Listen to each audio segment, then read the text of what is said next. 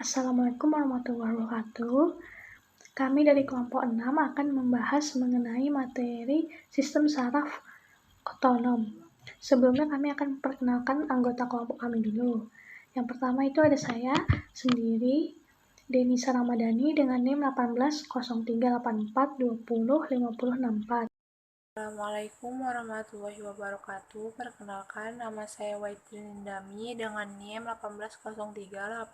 180384205042. Assalamualaikum warahmatullahi wabarakatuh. Perkenalkan, nama saya Khairani.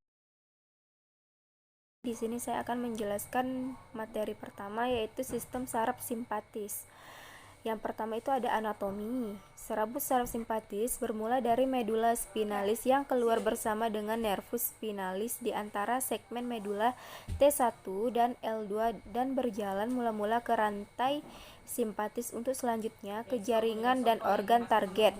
Sistem saraf otonom berbeda dengan SSS, di mana sistem perjalanan SSO terdiri atas dua neuron, yaitu neuron preganglion dan postganglion.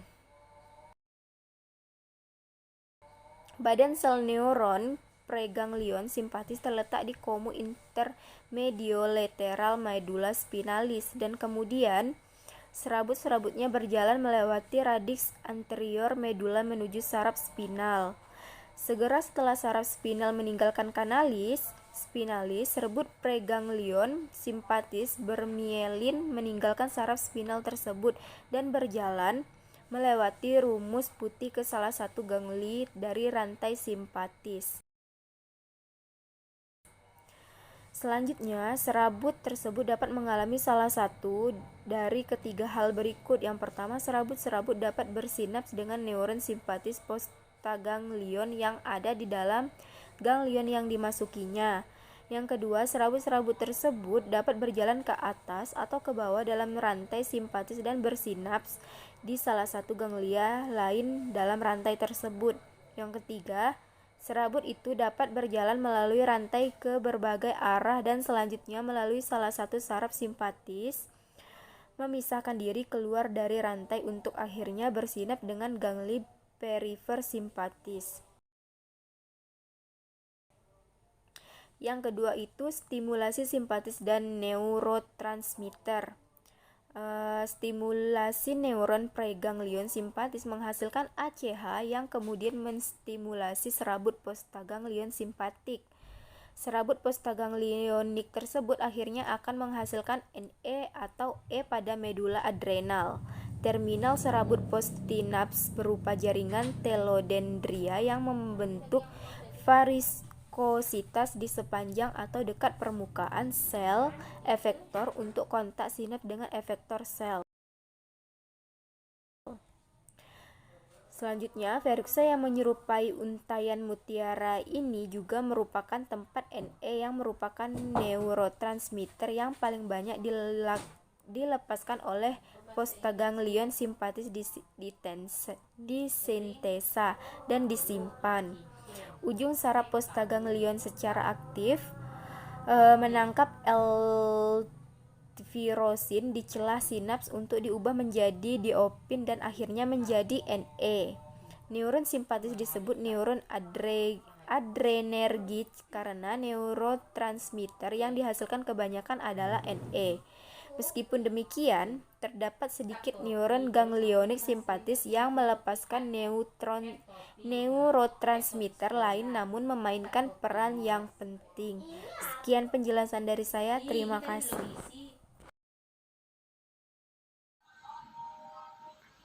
Baiklah, saya akan melanjutkan penjelasan dari Rani, yaitu mengenai sistem saraf parasimpatis.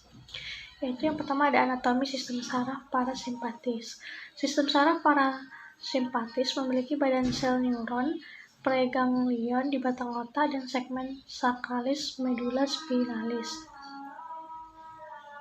yang terdapat pada batang otak yang memiliki nukleus otonom yang mengirim perintah motorik ke nervus cranialis CN3, 7, 9, dan 10. Sedangkan pada segmen sakralis nukleus otonomnya berada pada Greyhounds pada S2 sampai S4. Serabut preganglion parasimpatis memiliki ukuran yang sangat panjang, sedangkan serabut postganglionnya pendek. Hal ini disebabkan oleh ganglia pada sistem saraf simpatis terdapat di dalam ganglion intramural atau dekat dengan ganglion terminal dengan organ target. Sedangkan serabut preganglion divisi parasimpatik tidak berbeda jauh seperti divisi simpatis, di mana satu serabut preganglion dapat bersinap pada 6-8 neuron ganglion.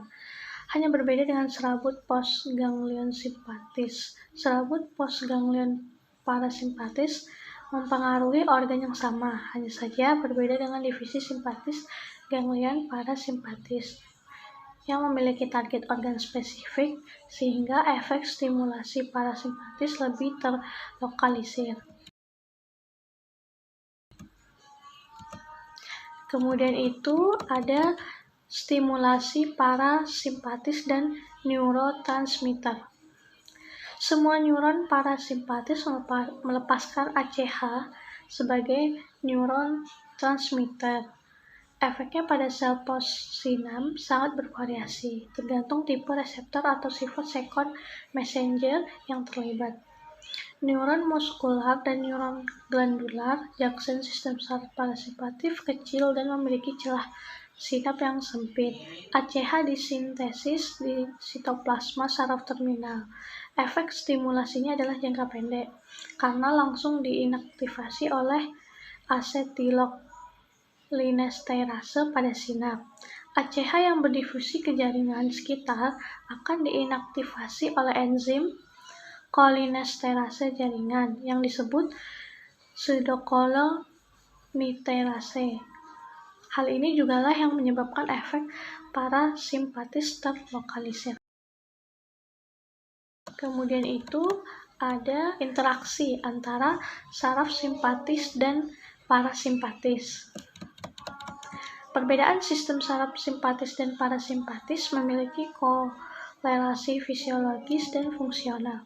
Sistem saraf simpatis memiliki pengaruh yang luas di seluruh tubuh, sedangkan parasimpatis hanya menginervasi struktur visceral yang dilayani oleh nervus cranialis atau yang berada di kavitas abdominopelvic.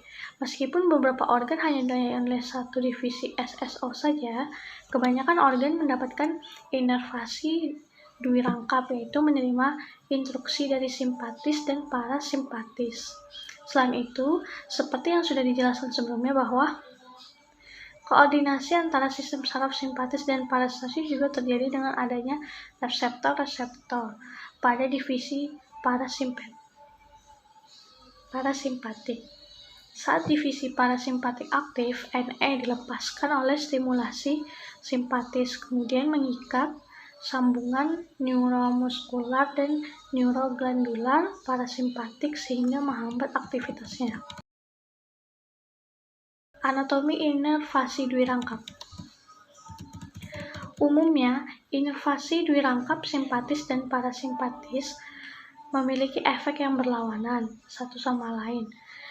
Terlihat pada saluran pencernaan, jantung, dan paru-paru.